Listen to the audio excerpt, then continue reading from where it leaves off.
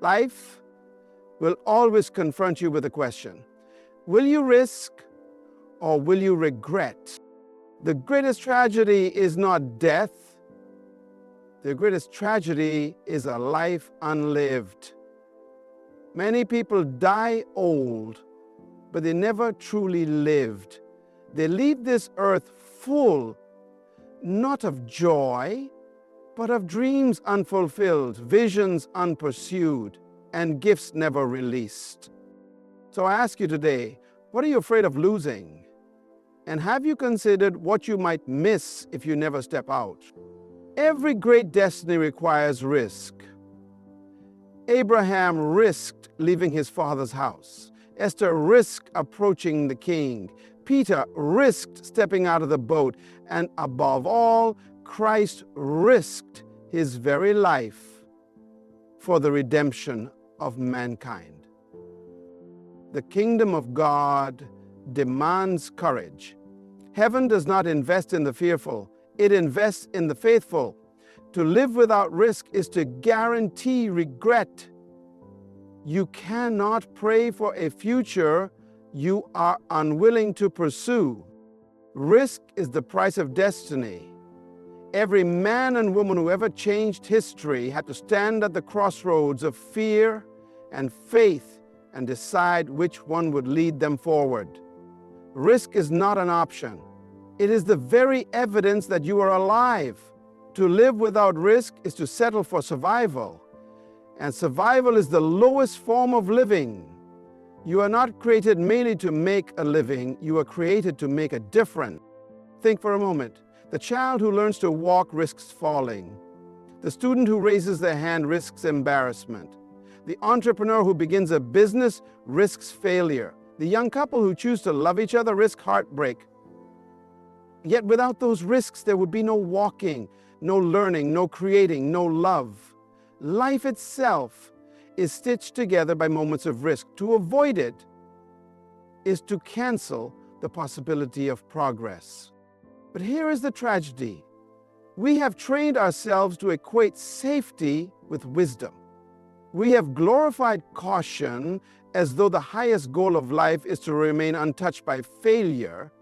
And in doing so, we have raised generations who dream within cages. We admire comfort more than courage. We protect our reputation while burying our imagination. We pursue what is predictable and call it security, but in reality, it is slavery. Risk is not recklessness. Risk is the willingness to move when God speaks, even when the outcome is hidden. Risk is not gambling, it is obedience. When Noah built the ark, he risked the mockery of his generation. When Moses stood before Pharaoh, he risked his life in the presence of a king. When a young shepherd named David ran toward Goliath, he risked his very existence. Yet their willingness to risk became the doorway for entire nations to see the power of God. And today we still face giants. They may not be Philistines, but they are just as intimidating. Poverty, violence, corruption, injustice, these are the giants of our time.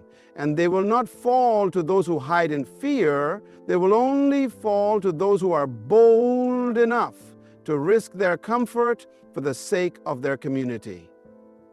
We need men and women who will risk speaking truth in a world addicted to lies. We need leaders who will risk integrity when compromise seems easier. We need young people who will risk standing apart rather than blending in. Understand this. Risk is the bridge between vision and reality. You cannot pray for transformation while refusing to step into the unknown. God will never show you the entire staircase. He gives you a step. And the moment you move, heaven begins to respond. Miracles are always on the other side of risk. I ask you today, what would our communities look like if more of us dared to risk? Imagine neighborhoods where men risked mentoring the fatherless. Imagine women risking their time to lift other women out of despair. Imagine business leaders risking profit for the sake of justice. Creating systems that honor people more than money. Imagine churches willing to risk breaking traditions that keep them silent so they could speak hope into the broken streets. The truth is this: the world does not change by those who play it safe. The world is transformed by those who risk their name, their comfort, their position for the sake of something greater than themselves. Safety may protect you for a moment, but risk preserves your legacy forever. So I declare to you, do not let fear of what you might lose blind you to what you might gain. The grave is full of people who waited for the right time, but you are alive now. You have breath now. You have opportunity now. What you risk today may unlock freedom not just for you, but for the generation that comes after you. Because at the end of life, no one will applaud how safe you played. They will remember how courageously you lived. So I ask you again, and I ask with urgency, what are you willing to risk? For until you risk, you have not yet truly begun to live. Regret is the silent punishment of fear. It does not shout at you in your youth, but it waits patiently for your old age.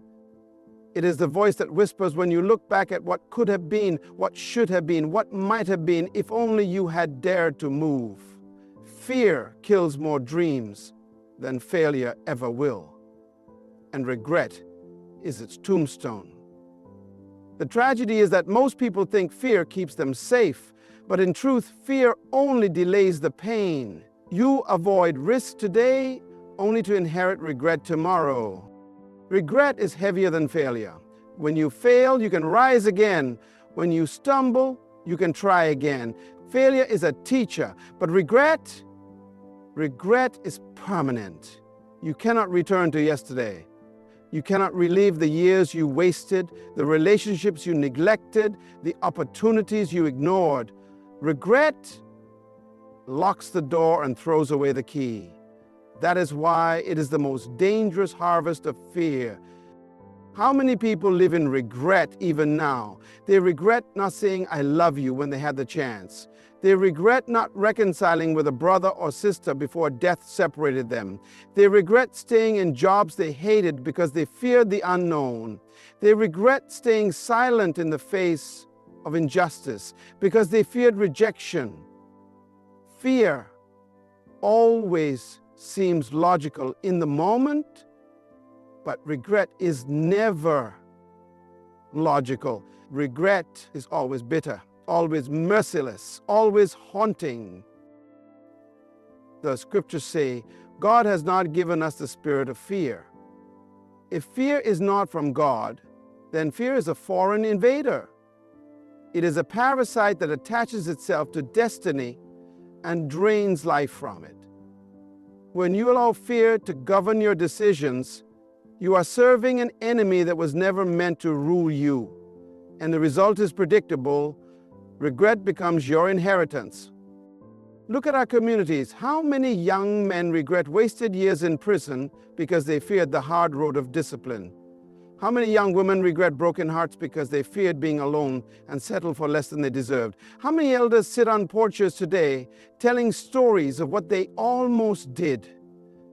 We have neighborhoods haunted by what could have been if courage had been louder than fear. And here's the truth: regret is contagious. Parents who live in regret raise children afraid to dream. Leaders who lead with fear create cultures of silence and compromise. Communities that bow to fear become prisoners of violence, corruption, and poverty. Regret is not just personal, it is generational. If you don't conquer it, your children will inherit it. But here is the hope: fear is a liar.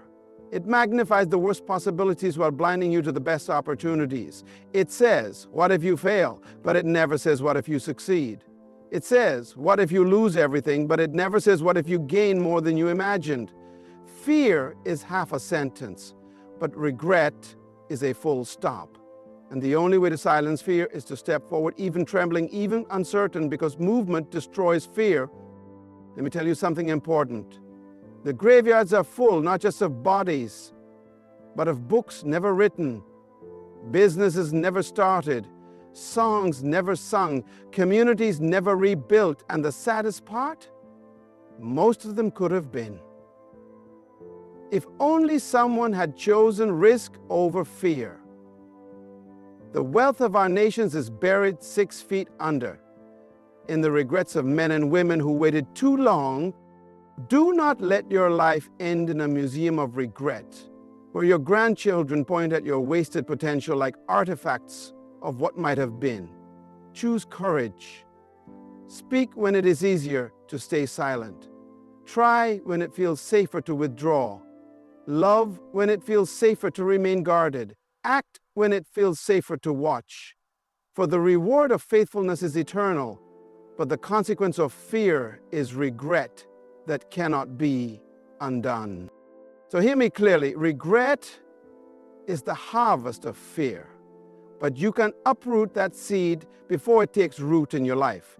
Decide now that you will not allow fear to dictate your choices. Choose boldness, choose movement, choose life. For the only thing worse than risking failure is living forever with the memory of what you never dared to do. The kingdom of God was never designed to advance by timidity. It has always moved forward through boldness. From the beginning of creation, when God spoke light into the darkness, He demonstrated that authority is not silent. Darkness never yields to hesitation. It only responds to a voice that commands. In the same way, the systems of this world will not bow to those who whisper. They bow to those who speak with conviction and act with courage. Boldness is not arrogance. Boldness is confidence rooted in divine authority. It is the conviction that what you carry is greater than what opposes you. Look at history. Every change we now celebrate was birthed by men and women who dared to speak when silence seemed safer. Civilizations shifted because prophets opened their mouths. Nations were liberated because leaders refused to compromise their convictions. Communities were reborn because individuals stepped into dangerous places with dangerous truths. Without boldness, there is no transformation. Without courage, there is no progress. We are living in a generation drowning in noise, but starving for boldness. People talk everywhere, on social media, in the streets, and politics, but very few have the courage to declare truth that costs them something. Boldness is not simply about speaking loudly. It is about speaking clearly, with integrity, when others prefer the comfort of confusion. The kingdom requires a voice that is unshaken, because truth without boldness becomes buried under the weight of lies. The scriptures tell us that the righteous are as bold as a lion. Consider the lion, not the largest, not the fastest, not even the strongest of beasts. Yet everything bows when it roars. Why? Because boldness communicates authority. The lion does not apologize for its roar. Likewise, you cannot walk in kingdom authority while apologizing for your conviction. The world is not waiting for your caution. It is waiting for your clarity. But boldness is not only expressed in words, it is also revealed in action. It is bold to forgive when everyone expects revenge. It is bold to stand for integrity in a culture built on compromise. It is bold to invest in the poor when greed is applauded. It is bold to love your enemy in a world addicted to hate. These are not safe decisions, but they are kingdom decisions. And every bold act shakes the foundations of darkness. Consider the giants that still plague our communities today: violence, racism, corruption, abuse, neglect. These giants do not fall by silence. They do not fall by hiding in church buildings and singing songs of comfort. They fall when men and women filled with the Spirit of God step into the arena and say, "Enough." They fall when fathers boldly take responsibility for their homes. They fall when mothers boldly speak against cycles of abuse. They fall when young people boldly rise against the culture of hopelessness that tells them their lives have no value. The kingdom of God will never expand where courage is absent. The danger of playing it safe is that safety protects nothing. Silence does not shield you. It only empowers the oppressor. When we lack boldness, we hand the future of our children to the loudest voices of deception. But when we rise in boldness, we not only change our story, we change theirs. Boldness births movements. Boldness creates legacies. Boldness unlocks revival. So let me declare this to you. Do not wait for the perfect moment to be bold, because the perfect moment never comes. Boldness is not waiting, it is moving. Boldness is not asking for permission, it is stepping forward, because heaven already authorized you. If you wait for everyone to agree with your conviction, you will die waiting. Boldness is costly, but silence is deadly. The kingdom advances through boldness, and the world is desperate, not for another celebrity, not for another politician, not for another entertainer, but for men and women who will roar like lions, who will speak truth without apology, who will act in love without fear, who will live so courageously that their very presence announces the reign of God. So I say to you, rise with boldness. Speak when others are quiet. Act when others hesitate. Love when others hate. And stand when others bow. Because the future will not belong to the fearful. It will belong to the bold. Risk will test your faith, but regret will test your legacy. One challenges your courage in the moment. The other questions the story you leave behind. When you take a risk, you may stumble, you may fall, you may even look foolish for a season. But when you live in regret, you leave behind an unfinished chapter, a book that nobody wants to read. Risk only questions your today. Regret condemns your tomorrow. Faith has never been proven in the shallow end of safety. True faith is tested when you step into waters that could drown you, when you walk into fires that could consume you, when you declare hope in places that only echo despair. Every step of faith is a risk because you are trusting in a God you cannot see, more than circumstances you can. But regret is something different. It is not a test of faith. It is a verdict. It declares that you chose fear, and now your story is written in ink that cannot be erased. Ask yourself this: what is worse, to risk and fail, or to never risk and always wonder? Failure can be redeemed. You can learn, you can grow, you can rise again. But regret is permanent. It becomes part of the legacy you hand to the next generation. Parents who risk nothing raise children who inherit their fears. Communities that risk nothing remain chained to the same cycles of poverty, crime, and hopelessness. Nations that risk nothing stagnate, while the world around them moves forward. Risk reveals faith, but regret exposes a lack of courage that echoes long after you are gone. I remember speaking with an elderly man once who said, "If I could live my life again, I would take more chances." That is the cry of regret, not the pain of failure, but the pain of never daring. And I vow to myself, I will not leave this earth with my song still inside me. Too many people die full of ideas never tried, full of books never written, full of solutions never shared. That is regret, and it is heavier than any failure you could ever experience. So here is the truth. Your faith will be tested through risk, but your legacy will be judged through whether you lived with courage. Will your grandchildren read your story and see a man, a woman who dared to believe, who dared to act, who dared to try? Or will they see hesitation, compromise, and wasted opportunity? I challenge you, let your life testify of risk, not of regret. Let your story be one that inspires courage, not caution. For in the end, history remembers the bold, but it forgets the fearful. Choose risk, because only then can your faith be proven and your legacy preserved. Comfort has never birthed greatness. The moment you choose comfort, you choose limitation. Every calling, every assignment, every breakthrough requires you to leave the warmth of the familiar. Comfort feels safe, but it is also a cage. It promises security, yet it silently kills your growth. Nothing extraordinary grows in the soil of ease.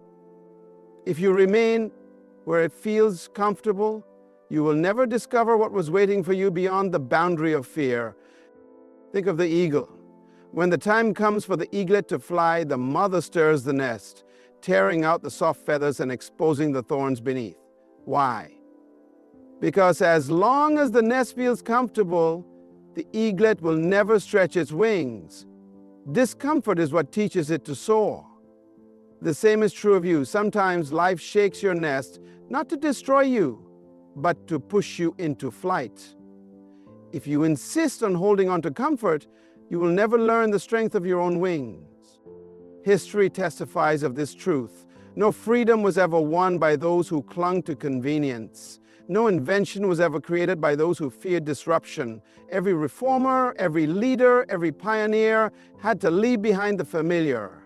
They had to endure seasons of loneliness, rejection, misunderstanding, and sacrifice. Comfort was not their companion, courage was. And because of their willingness to abandon the easy path, nations were transformed and generations were blessed. Our communities today suffer because too many of us are addicted to comfort. We settle for jobs that drain us because we fear the challenge of change. We stay silent in the face of injustice because speaking up might cost us friendships or opportunities. We raise our children to seek security more than significance, and as a result, they grow up safe but small. Comfort is not neutral. It robs the future while convincing you that you are at peace. But let me tell you something. Growth lives in discomfort. Transformation happens when you step into places that demand more from you than you thought you had.